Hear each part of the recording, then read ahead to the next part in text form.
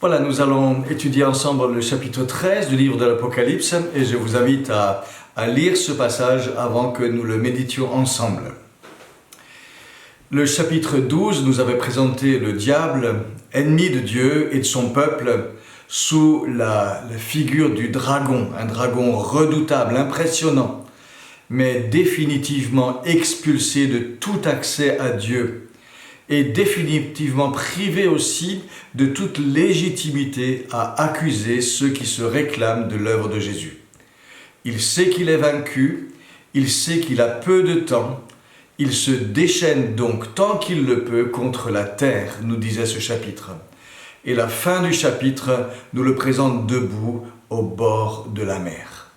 Et c'est là de la mer que va sortir une bête à qui le dragon donnera son pouvoir. Cette bête sera secondée par une autre bête dont le pouvoir réside plutôt dans les paroles et sa puissance de séduction. On a donc pour s'opposer à Dieu et à son peuple un trio infernal, le diable, la bête et le faux prophète. C'est ainsi qu'est identifiée la deuxième bête en Apocalypse 19, verset 20. Et plusieurs soulignent qu'il y a là une sorte de caricature du Dieu trinitaire. Alors il est question de bête ici, et c'est un langage particulier, à la fois impressionnant et repoussant, qu'il faut bien comprendre. Sa source se trouve dans l'Ancien Testament, dans le livre de Daniel. Daniel reçoit la révélation des étapes du plan de Dieu et de l'établissement de son royaume, et il reçoit une vision où 4 bêtes énormes représentent les 4 empires successifs qui conduiront jusqu'au royaume de Dieu. L'empire babylonien sous la forme d'un lion, l'empire des Mèdes et des Perses sous la forme d'un ours, l'empire grec sous la forme d'un léopard, l'empire romain, tout différent des autres. Pourquoi ce symbolisme de la bête pour décrire des empires ?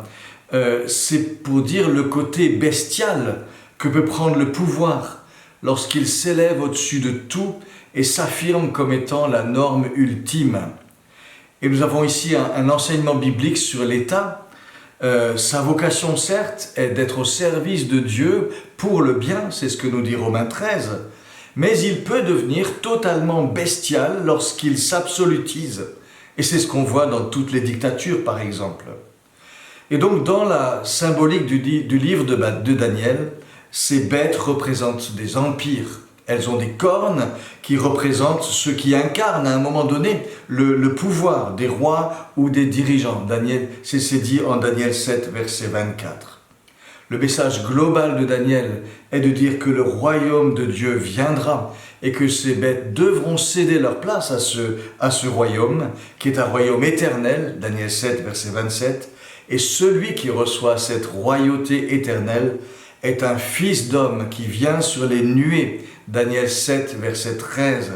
Et nous savons que Jésus s'est appliqué à lui-même ce texte lorsqu'on lui a demandé s'il était le Messie lors de son procès. Matthieu 26, verset 64. Et donc la vision de Jean, ici dans notre texte, renvoie aux bêtes de Daniel. Cette bête qui sort de la mer, au verset 1 et 2, rassemble des caractéristiques des différentes bêtes du livre de Daniel.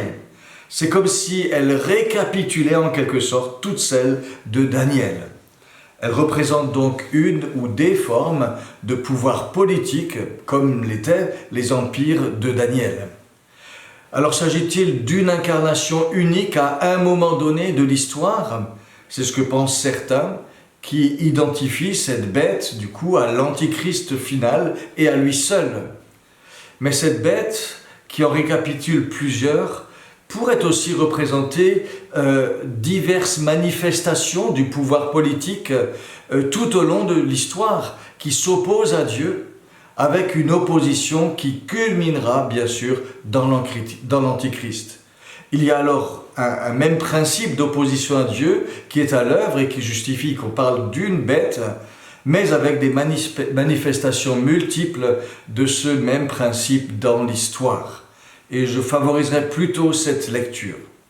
Mais quoi qu'on pense à ce propos, il est certain que cette opposition à Dieu et à son peuple prendra une forme particulière à la toute fin des temps.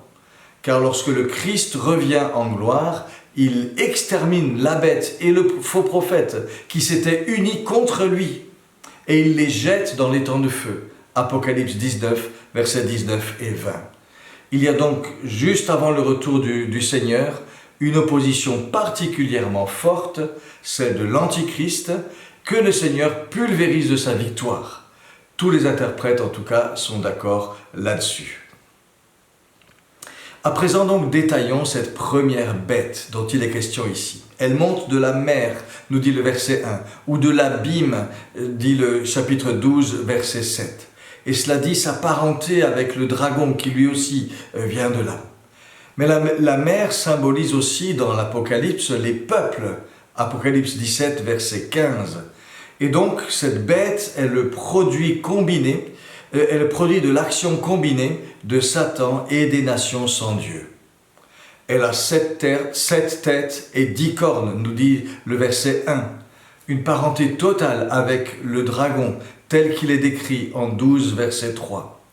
Petite nuance, le dragon a 7 couronnes, une couronne sur chaque tête, nous dit le chapitre 12, verset 3, alors que la bête a 10 couronnes, une pour chaque corne, nous dit le verset 1 ici.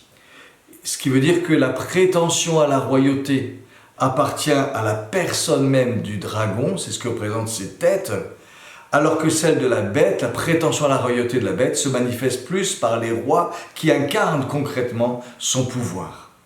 Par contre, ce qui caractérise totalement la personne de la bête, c'est son opposition à Dieu. Elle possède sur ses têtes des noms de blasphème, nous dit le texte. Ce qui peut vouloir dire soit qu'elle dénigre Dieu, soit qu'elle cherche à usurper son rôle. L'apparence de cette bête emprunte au léopard, à l'ours et au lion. Et ça renvoie donc au livre de Daniel. Mais ça dit aussi l'aspect redoutable et féroce de ce pouvoir, sa dangerosité.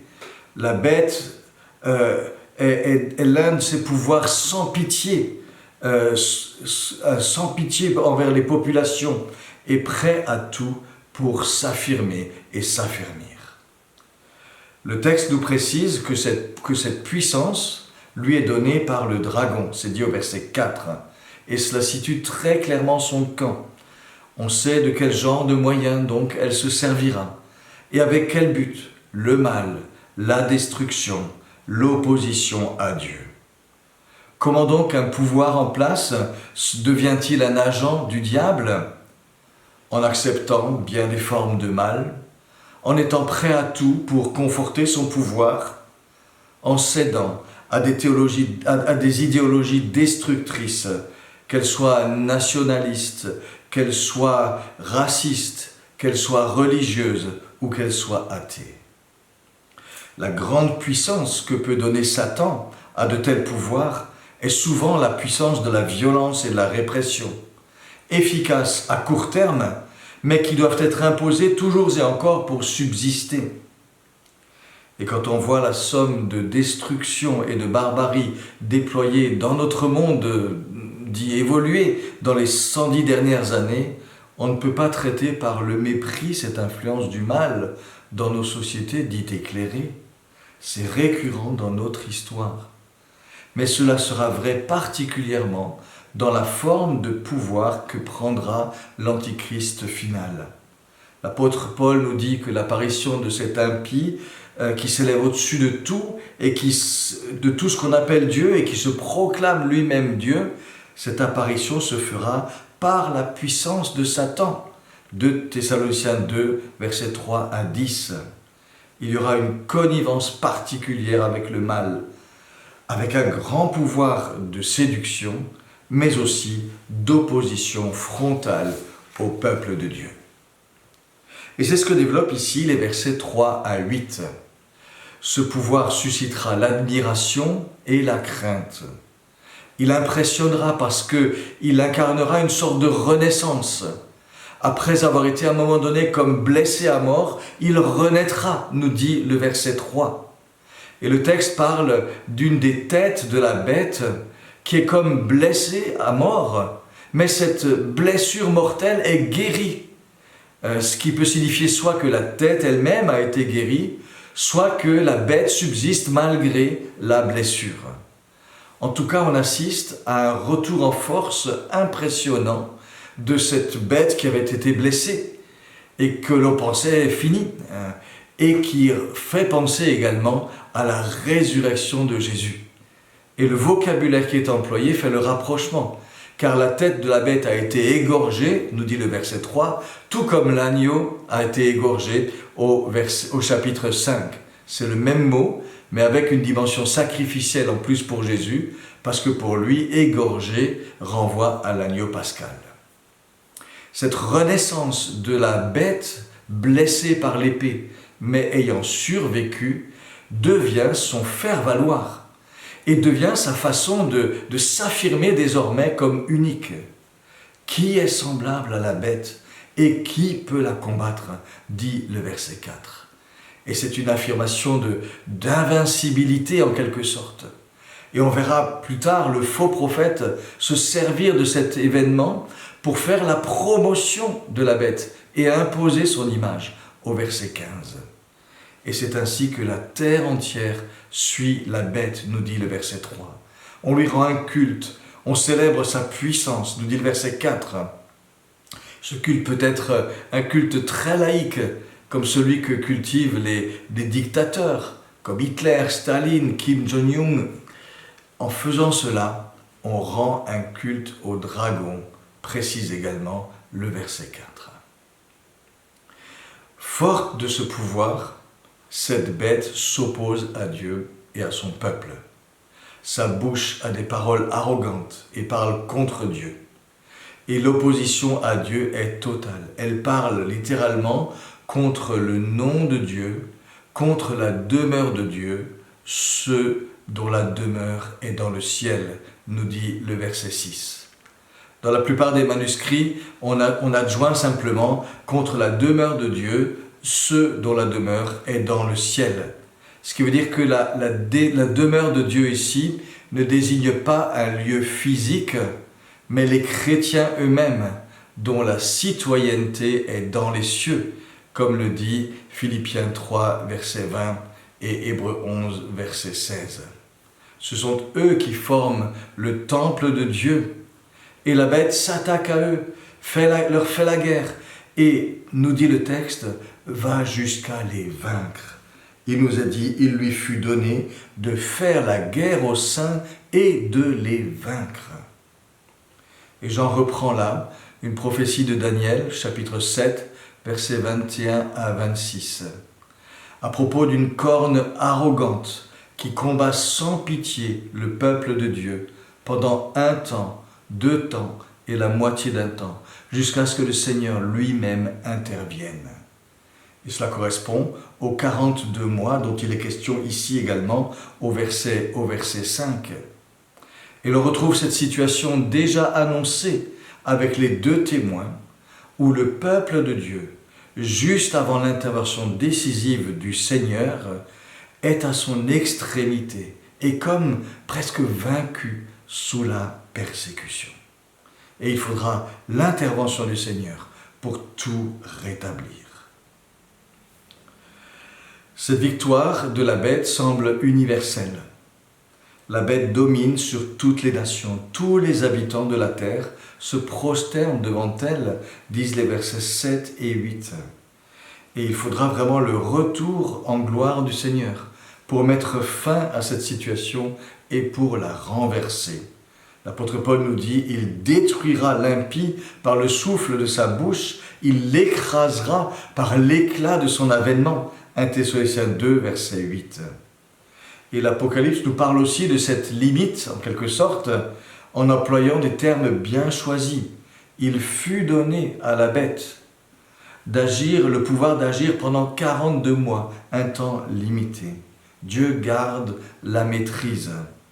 Et les enfants de Dieu, qui ne se prosternent pas devant la bête, ont quant à eux leur nom écrit dans le livre de vie, nous dit le verset 8.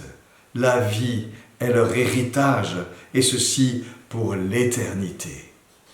Le livre de vie est aussi celui de l'agneau qui a été immolé, nous dit le verset 8. On y est inscrit grâce à l'œuvre de Christ, notre Pâque, notre Rédempteur, par sa mort. Petite question théologique.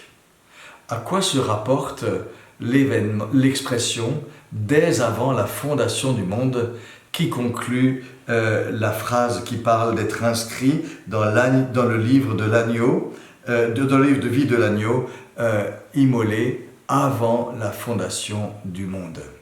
Est-ce que dès avant la fondation du monde s'applique à la mort du Christ, ou est-ce que ça s'applique à l'inscription dans le livre de vie? La mort du Christ est un événement unique. Il est absurde de dire qu'elle a lieu avant la fondation du monde, même si le Seigneur l'avait déjà décidé avant la fondation du monde. C'est ce que nous dit 1 Pierre 1, verset 20. Un texte parallèle en Apocalypse 17, verset 8, tranche la question. Il parle de ceux dont le nom n'a pas été inscrit dès la fondation du monde dans le livre de vie. C'est donc l'inscription dans le livre de vie qui a lieu avant la fondation du monde. Et c'est ce que Paul chante aussi en rappelant qu'en Christ, Dieu nous a élus dès avant la fondation du monde. Éphésiens 1, verset 4. Et cela donne quand même une sécurité formidable à ceux qui, par ailleurs, sont tellement malmenés dans la tourmente de l'opposition. Et c'est ce qui conduit Jean à adresser un avertissement et un encouragement aux chrétiens. Si quelqu'un a des oreilles, qu'il entende, dit le verset 9. Et on a là un écho des lettres aux 7 églises de l'Apocalypse. Et l'appel est ici un appel à la persévérance, quel qu'en soit le prix. Certains pourront être exilés dans ce temps d'épreuve terrible, dit l'apôtre. S'ils doivent l'être, qu'ils le soient. Tout comme l'apôtre Jean était exilé à Patmos. Il est question aussi d'épée dans ce texte-là. Cela fait partie du prix à payer pour rester fidèle au Seigneur dans ces temps difficiles. Une endurance qui peut accepter l'exil, voire la mort, mais qui tient bon en restant accroché au Seigneur avec foi. C'est très exigeant ce qui est demandé là. Et je dirais que cela doit nous rendre vigilants à apprendre l'endurance, déjà dans nos circonstances bien moins oppressantes. L'apôtre Jean lui-même, dans la tourmente, rappelle « J'ai part à la tribulation, à la royauté aussi, et à la persévérance en Jésus. » Apocalypse 1, verset 9. Mais il faut tenir. J'aimerais faire un retour rapide à présent sur la question de l'application dans l'histoire de ce que nous venons de lire. Ce qui est visé ultimement, c'est bien le temps de l'Antichrist, juste avant le retour en gloire du Seigneur Jésus. Mais il faut souligner que d'autres périodes de l'histoire connaissent déjà quelque chose de cette réalité. Et il nous faut garder à l'esprit ce que disait l'apôtre Jean déjà dans ses lettres. « Petits enfants, écrit-il, c'est la dernière heure. Et comme vous avez appris qu'un antichrist vient, il y a maintenant déjà plusieurs antichrists. Par là, nous connaissons que c'est la dernière heure. » 1 Jean 2, verset 18.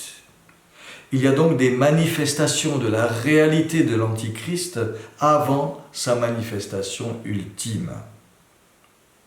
Un peu plus tard, au chapitre 17, dans un passage un peu étonnant, Jean fait un commentaire assez particulier sur la bête. Ces 7 têtes désignent à présent 7 montagnes. Apocalypse 17, verset 9. Et là, c'est clairement une manière de désigner Rome, le cœur de l'Empire romain.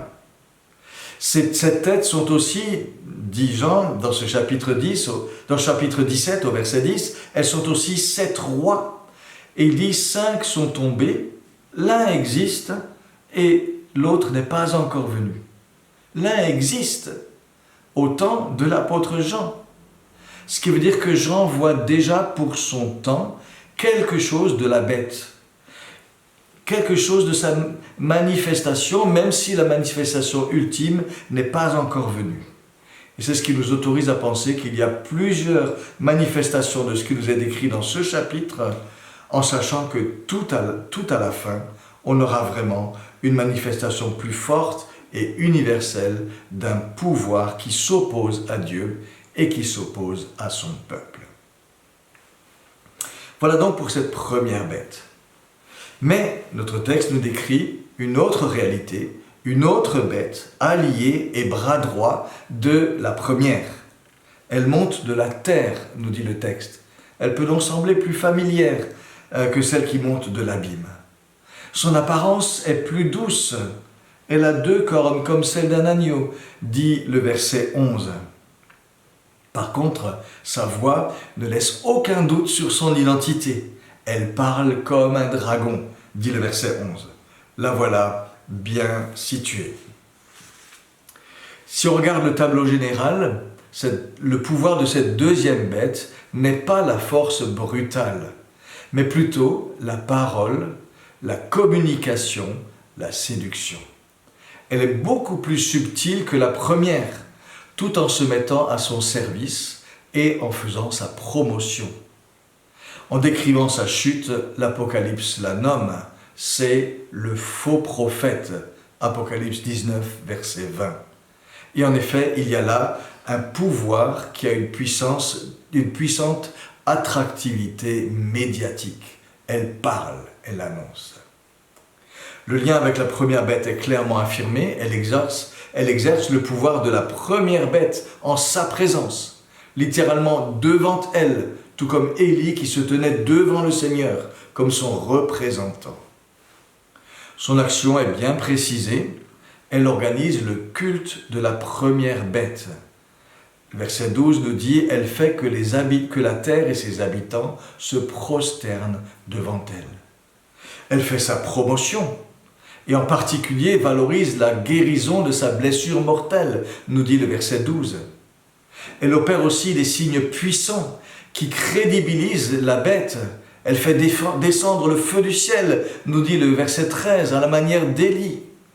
Une contrefaçon de l'activité des 2 témoins. Une action qui ressemble aussi à celle des magiciens d'Égypte face à Moïse. Tout cela lui donne un pouvoir de séduction immense sur tous les habitants de la terre, nous dit le verset 14. Et c'est ce que Jésus annonçait déjà. Il s'élèvera des faux Christ et des faux prophètes. Ils opéreront des signes et des prodiges pour égarer, si possible, les élus, dit Marc 13, verset 22. Et Paul aussi annonce que l'avènement de l'impie se fera par la puissance de Satan avec toutes sortes de miracles, de signes et de prodiges mensongers et avec toutes les séductions de l'injustice. 2 Thessaloniciens 2, versets 9 à 10. Autre facette du culte de la première bête promue par son acolyte, c'est de promouvoir une image de la bête qui avait été blessée. Alors on pense naturellement à une statue, mais cette image, il lui est donné de l'animer, de lui donner même un souffle vital et de la faire parler. C'est ce que fait le faux prophète au verset 15. Alors au temps de Jean, il existait certains trucages qui permettaient de faire croire que des statues de pierre parlaient. Avec les hologrammes, avec l'intelligence artificielle aujourd'hui, tout cela prend une dimension qui n'a rien à voir avec ces faibles artifices d'autrefois. Mais le résultat, c'est que la terre entière adore une image qui semble vivante, universelle, qui prend la place de la réalité. Et quand on pense au rôle de l'image aujourd'hui, c'est vertigineux d'actualité. Après la phase séduction, ce culte de la bête devient vite obligation. Tous ceux qui le refusent sont mis à mort, nous dit le verset 15. Plus encore, impossible désormais d'acheter ni de vendre sans une marque sur la main ou sur le front qui montre que l'on a participé au culte de la bête, nous disent les versets 16 et 17. C'est comme le sceau de la bête à l'opposé du sceau de Dieu sur ceux qui lui appartiennent. Mais cette marque détermine toute la vie sociale, la vie culturelle, la vie économique. Un régime de type totalitaire semble s'installer, avec des possibilités de contrôle illimitées. Et tout cela était déjà partiellement possible du temps de Jean, avec les restrictions qu'on pouvait imposer à tous ceux qui ne participaient pas au culte des confréries dans les temples. Mais aujourd'hui, à l'ère du tout numérique, ce pouvoir de contrôle, ce pouvoir de restriction peut devenir sans limite et si facile à appliquer. Impossible en tout cas de participer à la vie sociale, à la vie économique, sans avoir la marque, le nom de la bête ou le chiffre de son nom, nous dit le verset 17. Plusieurs manières de montrer que l'on accepte donc de plier devant la bête, y compris dans ses prétentions à mériter un culte. Et Jean invite celui qui a de l'intelligence à calculer ce chiffre de la bête. Et il nous donne une clé. C'est un chiffre d'homme et son chiffre est 666, verset 18. Alors ce chiffre a donné lieu à d'immenses spéculations. Toute la question est de savoir ce qu'il faut y chercher. Est-ce un moyen de trouver l'identité de l'Antichrist ou est-ce plutôt un message plus général à son propos? Ceux qui cherchent une identité précise ont recours à ce qu'on appelle la gématrie, c'est-à-dire aux valeurs numériques qu'ont certaines lettres en hébreu, en grec ou en latin. Or, il y a assez peu de solutions en grec, un peu plus si on transcrit certains noms grecs en hébreu. Par exemple, si on transcrit Néron César en lettres hébraïques et qu'on additionne les valeurs de ces lettres, on arrive à un total de 666. Et l'empereur Domitien, au temps de Jean, était vu comme une renaissance de Néron. On sait aussi qu'au temps de la Réforme, on considérait comme certain que 666 désignait le pape, Vicarius Filii Dei, le vicaire du Fils de Dieu, celui qui prend la place du Fils de Dieu, a une valeur numérique de 666. Mais tout cela est bien conjectural. Une autre approche consiste à retenir la valeur symbolique du chiffre 6, qui est 3 fois répété dans 666. 6 est un chiffre qui n'arrive pas à 7, qui lui est le chiffre de la perception, de la perfection. 666 donc est une façon de dire que la bête, aussi puissante qu'elle soit, n'aboutira pas dans ses projets. C'est un chiffre d'homme, dit le verset 18. Il ne fait pas le poids devant le Seigneur. Et il est peut-être sage d'en rester à ce message qu'il faut retenir et garder. L'action de la bête n'aboutira pas, aussi puissante qu'elle soit. Et c'est cela qui nous permet de rester confiants en tant que peuple de Dieu. Et ceci, malgré l'atmosphère oppressante de ce chapitre. Oui, que celui qui a de l'intelligence calcule, c'est un chiffre d'homme, il est limité. Et notre Seigneur, lui, ne connaît aucune limite dans son pouvoir.